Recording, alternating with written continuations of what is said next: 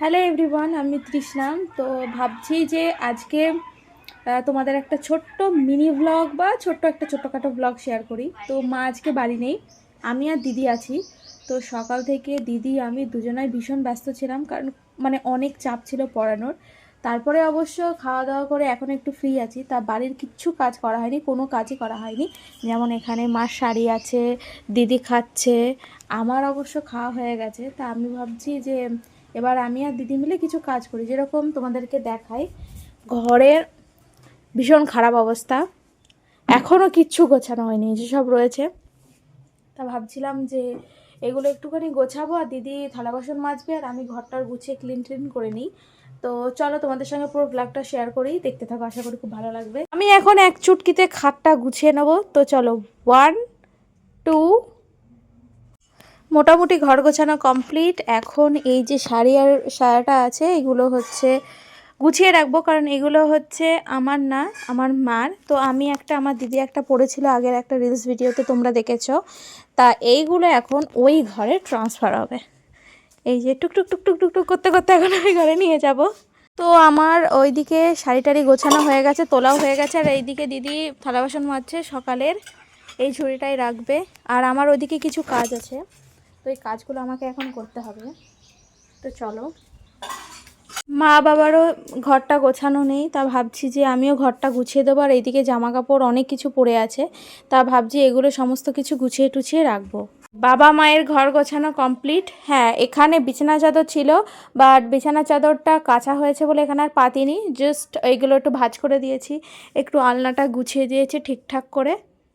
ঘর গোছানো কমপ্লিট। এখন হচ্ছে একটু ঝাড় দিয়ে নিচ্ছি। এইগুলো হচ্ছে আমার ওষুধের খাপ, এইগুলো আবার কোনো কাজেই লাগবে না, এইগুলো ভালো করে ঝাড় দিতে হবে। আমার মোটামুটি সমস্ত কিছু নেড়ে দেওয়া কমপ্লিট। এই যে গামছা, শাড়ি, মার সমস্ত কিছু নেড়ে দেওয়া কমপ্লিট, শুধু উঠোনটা একটু ঝাড় দিতে হবে। কারণ এখন বাতাসের পুরো হাওয়ায় গাছের পাতাগুলো যেভাবে ফেলছে, সেভাবে আর কি বলবো, দেখো কিভাবে গাছের পাতাগুলো নড়ছে। এবার এর জন্য চারিদিকে এমন পাতা পড়ে পুরো উঠোনটা নষ্ট করে দিচ্ছে। আর আমার মা সবসময় বলে যে একটু উঠোন টুঠোন একটু পরিষ্কার করে রাখবি, না হলে দেখতে ভালো লাগে না, বাড়ির সৌন্দর্য হচ্ছে উঠোন। তা আমি এখন ঝাঁটাটা খুঁজছি, আমাদের ঝাঁটাটা কোথায়। এই যে পেয়ে গেছি, বেচারা আজা। এই যে এবার আমি একটু ঝাড়টার দেবো।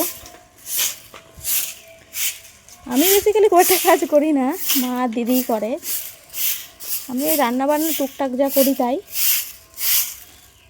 এই যে এখন এগুলো সব ঝাড় দিয়ে ওই দিকে রাখবো। এই যে এতগুলো পাতা, এখন তো কেবল মনে হয় 12:30 নাগাদ বাজে।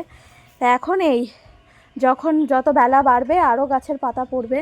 এই যে এইদিকে সব গাছ, তো তত গাছের পাতা পড়বে, পুরো পড়ে সারা উঠোনটা পুরো অবস্থা খারাপ করে দেবে। তা আগে উঠোনটা ঝাঁটিয়ে নিই, তারপরে তোমাদের সাথে আবার ভালোভাবে কথা বলছি।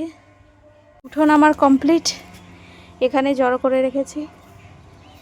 তারপরে দেখি ঝাঁটাটা রেখে আসি, আর একটু হাত টাত ধুয়ে নেব। একটা জিনিস দেখাই, দেখো আমাদের গাছে কত সুন্দর বোল এসছে। এই যে গাছের খুব সুন্দর বোল এসছে। আমার দিদি কাটছে পাবদা মাছ, কটা আছে, 5 পিস পাবদা মাছ। কারণ কালকে শিবরাত্রি আমরা করব না, মা একা করবে, তাই আমাদের জন্য শুধু মাছ নেওয়া হয়েছে। এই যে পাবদা মাছ, এই যে কাটছে দিদি। রান্না ডান, আর এইদিকে মাছের ঝাল বসিয়েছি। ভাত রান্না ডান। এখন বাজে 3টে মতো। আমি ঘুমিয়ে পড়েছিলাম, ঘুমিয়ে পড়ার পরে এখন 2:30টার সময় উঠে রান্না যাই হোক করলাম, ভীষণ ঘুম পেয়েছিল। দিয়ে শুধু এক তরকারি ভাত রান্না করেছি, কারণ মা তো আজকে খাবে না, মা কালকে শিবরাত্রি করবে। তা আমি আর দিদি আর বাবা খাবো, তাই ওই আমাদের এক তরকারিতেই হয়ে যাবে। তাই এই যে তরকারি, আর এদিকে ভাত, শুধু ভাতটা উঁচু করবো, আর বাবার ভাতটা বসিয়ে দেবো, বাবার ভাতটা বেড়ে দেবো, দিদি নিয়ে যাবে। এখন হঠাৎ মনে হলো যে দুধ জাল দেওয়া হয়নি, তাই আবার দুধটা দেখো বসিয়ে দিয়েছি। আগের একটু দুধ ছিল, আর আজকের কাঁচা দুধ একসাথে একবারে জাল দিয়ে দিচ্ছি। আগের দিন আর খাওয়া হয়নি, তাই আজকেই আবার নতুন করে আবার জাল দিচ্ছি। তো আজকের ব্লগটা এইটুকুই, বেশি দূর নিয়ে গেলাম না। তো এই ছোট্ট মিনি ব্লগটা তোমাদের কেমন লাগলো একটু কমেন্ট করে জানিও।